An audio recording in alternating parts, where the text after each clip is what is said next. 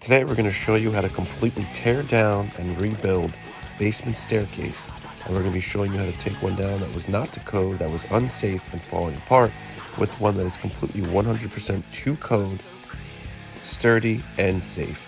I will be doing a walk up and down. You'll be able to hear it, how it sounds, and you'll know it's completely sound. Anyway, let's smash some stuff and have some fun. We're choosing to demo this entirely with a hammer because it's fun and we like to break stuff.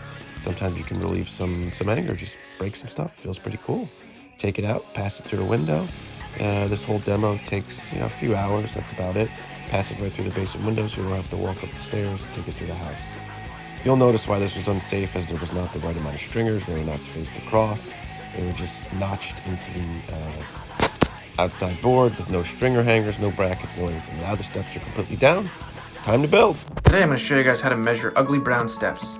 Just kidding. I'm going to rip those goddamn steps out. What I'm really going to show you how to do is lay out and cut out those pesky stair stringers. So as per my measuring, I need 11 steps with a 7 3/4 inch rise on all of them.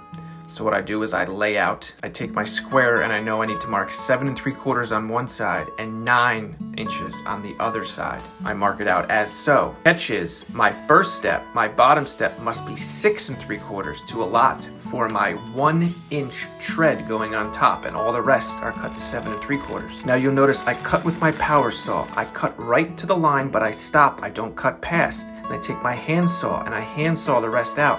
Why do I do this? Because I can't overcut. I need 5 inches at least on the other side of that cut for code. This is cut out of a 2x12. Now that it's cut, let's go back and measure. I got 6 3/4 on my bottom, 7 3/4 on every other step, including the top, which I can adjust going into my landing.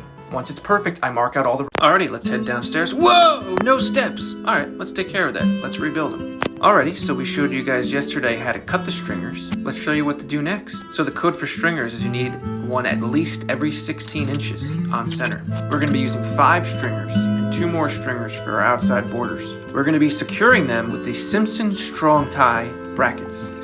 This stringer that's going to go against the wall is wrapped with a water and ice shield as a barrier for moisture.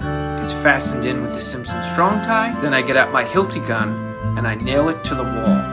Next, I mark out for my Simpson strong tie brackets for all the stringers. As you can see, they're spaced less than 16 inches apart. Then one by one, I put my stringers in and I fasten all the screw holes. I use Simpson strong tie screws for this. Then I put on my outside border. Now you'll notice every step has a rise of 7 3/4 inches. Now I'm going to start doing some of my blocking. Treads next. Wow, really could use a ladder right about now. How am I going to get out of here? Time to build!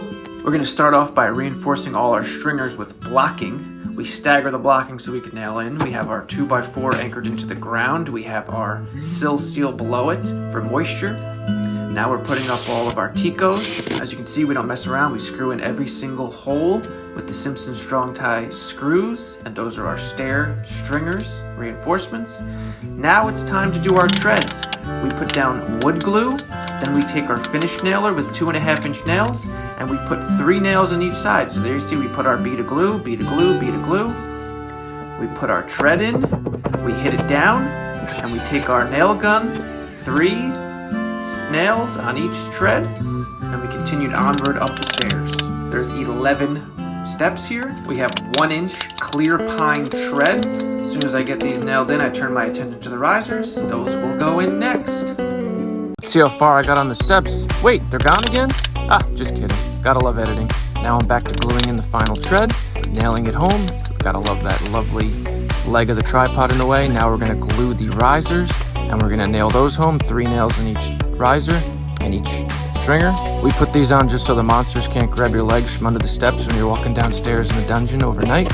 Each tread now has a 7 3/4 inch rise. They're all uniform. Sure, I'm going to get some comments, this is overbuilt, overdesigned, but that's what we like to do. We like to go more, not less. We don't want to have to redo anything.